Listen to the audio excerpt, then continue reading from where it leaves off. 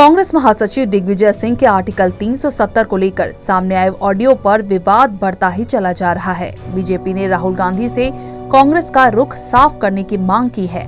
BJP प्रवक्ता संबित पात्रा ने press conference कर कहा कि पाकिस्तान और कांग्रेस के विचार एक जैसे हैं और दिग्विजय देश के खिलाफ जहर उगल रहे हैं।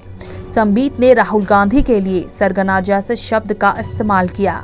वहीं अब इस मामले पर दिग्विजय सिंह की सफाई भी आ गई है। दिग्विजय ने सफाई में कहा कि अनपढ़ लोगों की जमात को शेल और कंसीडर में फर्क नहीं पता। ये वीडियो एक क्लब हाउस चैट का है और ऐसा दावा किया जा रहा है कि इस चैट में एक पाकिस्तानी पत्रकार भी मौजूद था। Democracy was not there in Kashmir when they revoked Article 370. Then Insaniyat was not there because they put everyone behind bars.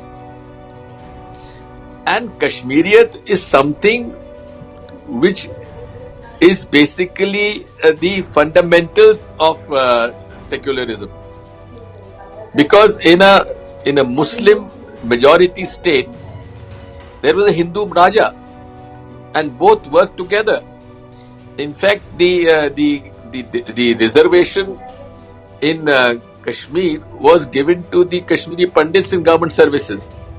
So therefore, the decision of revoking Article 370 and reducing the statehood of J&K is extremely, I would say, sad decision, and the Congress party would certainly have to have a relook on this issue.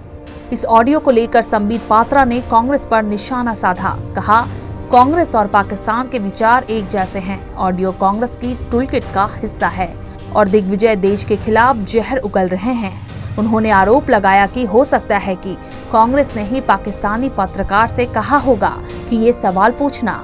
ये वही दिग्विजय सिंह है जिन्होंने पुलवामा हमले को एक दुर्घटना मात्र बता दिया था। इन्होंने ही 26/11 के हमले को आरएसएस की साजिश बताया था और उस समय पाकिस्तान को क्लीन चिट देने का भी प्रयास किया था। पात्रा ने यह भी कहा कि जब गृह मंत्री कश्मीर से आर्टिकल 370 हटाने का ऐलान कर रहे थे, तब कांग्रेस के अधीर रंजन चौधरी खड़े हुए और कहने लगे, हम ये फैसला कैसे ले सकते हैं, ये तो द्विपक्षीय मामला है। उन्होंने कहा कि साल 2014 में जब मणिशंकर कह रहे थे कि मोदी को हटाना होगा, तो पाकिस्तान का एंकर जो था वो डर गया कि हम कैसे हटाएंगे। और कल जो क्लब हाउस में हुआ, उसमें भी मोदी को हटाना होगा और मोदी के हटने के बाद का भारत कैसा होगा, ये चिंता पाकिस्तानियों और कांग्रेस के बीच में चल रही थी। ये वही मणिशंकर है जिन्होंने जम्मू कश्मीर को फिलिस्तीन के साथ कंपेयर किया था। चाहे वो दिग्विजय सिंह हो, चाहे वो मणिशंकर अय्यर हो, इन सब के सरगना है राहुल गांधी जी। उन्होंने आगे ये भी कहा, 25 अगस्त साल 2019 को राहुल गांधी ने ट्वीट कर लिखा था कि आर्टिकल 370 हटाकर हिंदुस्तान ने एक बहुत बड़ी गलती कर दी है और जम्मू कश्मीर में कोई लोकतंत्र नहीं है, हजारों लोग मारे जा रहे हैं। उन्होंने चीन के साथ भी कांग्रेस का कनेक्शन होने का आरोप लगाया। उन्होंने कहा, जब डोकलाम का स्टैंड ऑफ हुआ था तो पूरा ये तथाकथित गांधी का कुनबा, प्रियंका जी, राहुल जी, वाड्रा जी और भी सब जी, वो सारे के सारे चाइनीज कैंट के नीचे मिले थे। इस मामले पर विवाद बढ़ने पर दिग्विजय सिंह ने भी अपनी सफाई पेश की। उन्होंने कहा कि शेल और कंसीडर में फर्क होता है, शायद कुछ नेताओं को समझ में नहीं आता।